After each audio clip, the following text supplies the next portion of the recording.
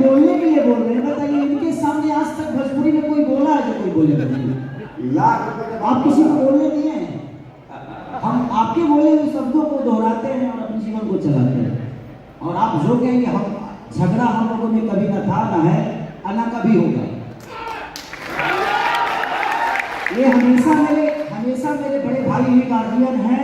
आजीवन जब तक मैं इस धरती पे हूँ हमेशा वो बड़े ही रहेंगे और हमेशा सम्मान है। तनी मुझे खरकोचा राजनीति में ना होला और जगह तो खबे कर तनी मुझे हमारी को खोदा खोदी कर ले सका होता। सौ बात की एक बात,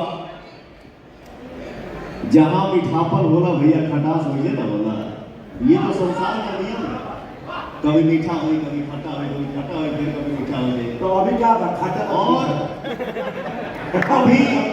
अभी आज के समय में जहां भी देखिए वहां सिर्फ और सिर्फ मीठा ही मीठा। बहुत बढ़िया।